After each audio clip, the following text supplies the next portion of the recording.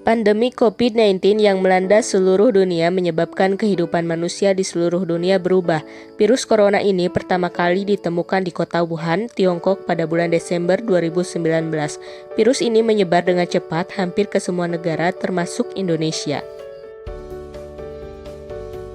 Hadirnya virus corona di Indonesia kini bukan hanya menjadi masalah kesehatan saja, namun berimplikasi terhadap semua aspek kehidupan manusia, termasuk pada bidang pendidikan.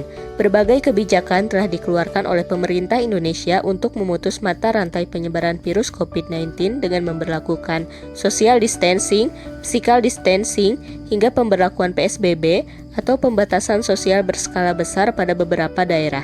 Dan yang sedang kita jalani saat ini yaitu PPKM darurat atau pemberlakuan pembatasan kegiatan masyarakat. Maka dari itu, pandemi COVID-19 telah membawa dunia baru bagi metode pendidikan di Indonesia. Proses belajar mengajar yang sebelumnya dilakukan secara tatap muka, kini beralih pada pembelajaran daring atau online, sehingga dapat dilakukan di rumah.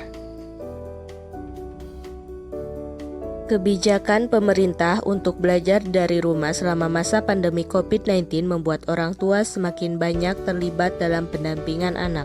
Mendampingi anak belajar di rumah selama pandemi menjadi tantangan tersendiri bagi orang tua. Mendampingi anak belajar online juga sangat penting agar anak lebih terpantau. Inilah tips mendampingi anak belajar online di masa pandemi.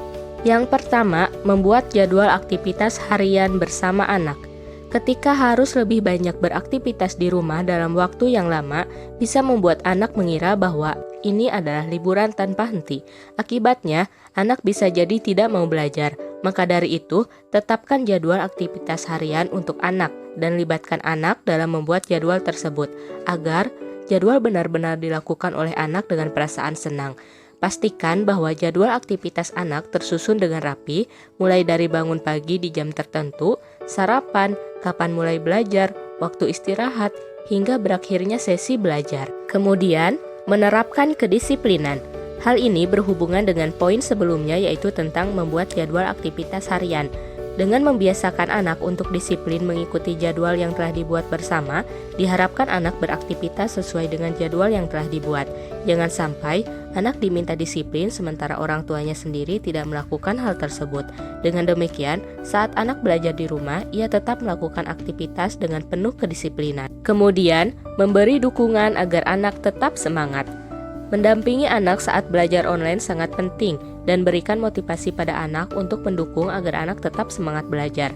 Hal ini juga membantu agar anak tetap fokus karena mengetahui bahwa ia tetap berada dalam pengawasan orang tua. Kemudian, menciptakan suasana belajar yang menyenangkan.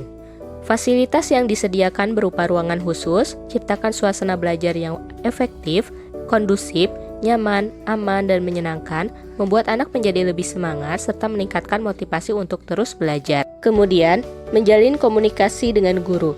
Bekerja sama yang baik antara guru dan orang tua sangat penting dalam proses pembelajaran daring. Ketika pembelajaran daring berlangsung, metode pembelajaran daring pun berubah. Di sini orang tua menjadi partner utama bagi guru. Orang tua berperan mendampingi anak saat belajar di rumah. Dengan adanya komunikasi yang baik antara guru dan orang tua, pembelajaran daring pun bisa berjalan efektif.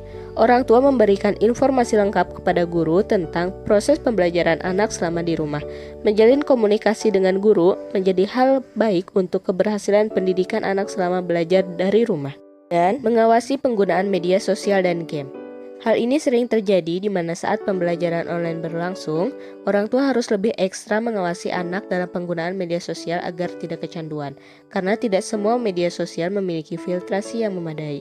Untuk itu, mengawasi penggunaan media sosial dan game pada anak amatlah penting, agar anak tidak mengkonsumsi konten yang tidak layak dan bukan menjadi asupan seusianya.